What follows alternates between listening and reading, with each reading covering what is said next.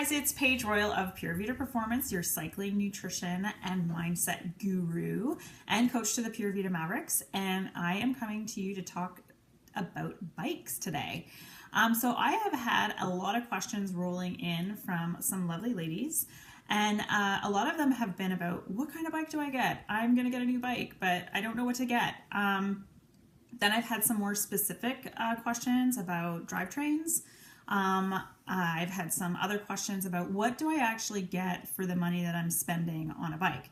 So today I'm going to talk about that.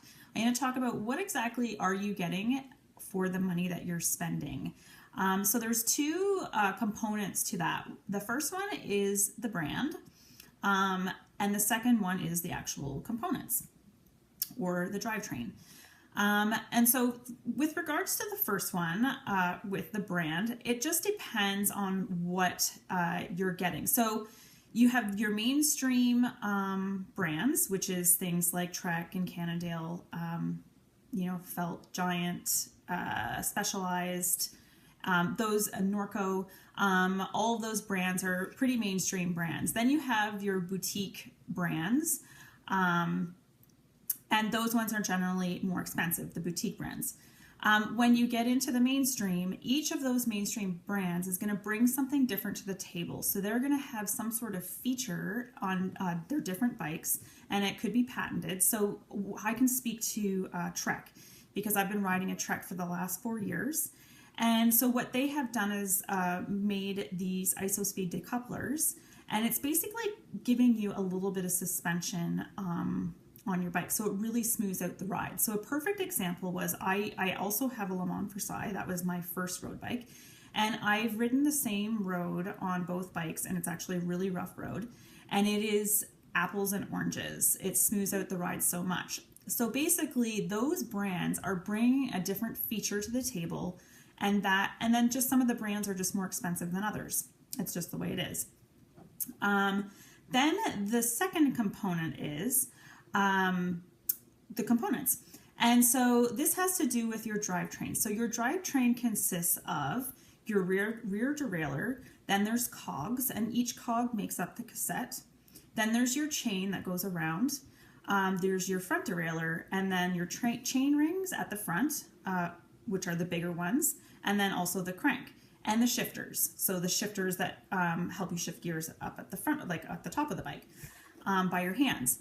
So that is an actual drivetrain. So I'm just going to talk Shimano because there's two kinds. There's Shimano and SRAM, but it's mostly Shimano on road bikes. So that's why I'm going to talk about that. So there's 5 different types. So it goes from, I'm going from lowest price to highest price. So it's Sora, Tiagra, 105, Ultegra, and Dura-Race. So each one of those, as the price gets more expensive, they actually get lighter and become smoother, like smoother shifting. So for years and years, I rode 105. 105, I was always kind of in the budget of, I would spend around $3,000 or $3,500 on a road bike. That's what I was interested in spending. And that typically came with 105 at the time. And so I was really happy with that. Now that I've been riding a Trek for the last 4 years, last couple of years I was riding Ultegra, and it was an amazing change. It was very noticeable to me, and not noticeable for the reasons for the lightness of it at all. It was just the smoothness of the shifting. It really makes a difference. And if you struggle with gearing or anything like that, and it is in your budget to get an Ultegra Grupo, which is like the set, the group set, they call them Grupos, then I would do that for sure. And now, depending on the price of your bike, it might already have it on it. So each bike pricing range is going to have the different components, because those components, that drivetrain, drives the price up. So that's why it can get more expensive. Now we also have the difference between manual shifting and electronic shifting, right? So we're still getting into that, but you're seeing a lot more. So a lot more of it on these bikes, or they're compatible for that. So they'll come with one group set, but it'll say DI2, which is electronic shifting, compatible. So there'll be a spot for a battery and everything like that. So basically the difference between the two is when you have your manual shifting, it's like you have usually a large swooping motion or a click to change gears, to get into harder gear or an easier gear. With DI2, it's basically just a click, and then it automatically goes in.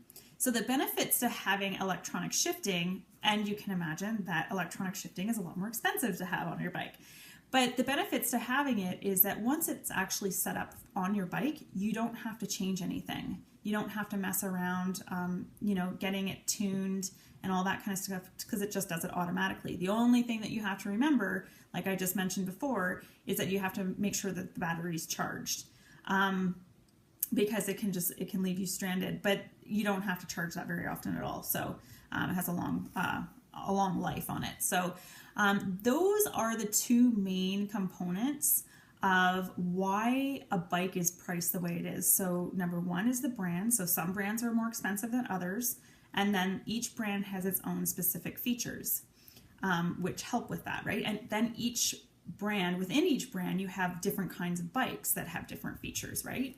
And then you have your components. So whether it's the Sora, Tiagra, 105, Ultegra, or Dura-Race, that will drive the price up. If it were me, and probably a lot of my friends and other people that I know in the industry would say, if you can do it, go Ultegra. If you can't, 105 is awesome. I wouldn't do Sora or Tiagra, and I wouldn't actually spend the money on Dura-Race, because you're really just, Dura-Race is a bit lighter, but it's not that much different than Ultegra. From a cyclist point of view who is not an elite racer. So if you're a recreation rider, you ride for fun, you ride for fitness, and you ride to like compete and stuff, but you're not riding to win the entire race, then Ultegra or 105 is great. So that is your answer to the questions that were on this week. And I would really love for you guys to, send more of these questions my way. I feel so lucky that women are emailing me these. And it's really incredible that, we're already starting these questions coming in leading up to next season, because we're only in December. But people are in the market to get some new bikes. So it's really exciting. So make sure you ask those questions, because there's tons of women out there who need to know the answers to all these questions. And I will do my best making videos to make sure that you all have what you need to get you started, and whether you're a beginner or intermediate cyclist. All right. So again, I'm Paige Royal. I am your cycling, nutrition, and mindset guru and coach to the Pure Vita Mavericks. And I will see you next week. Bye, ladies.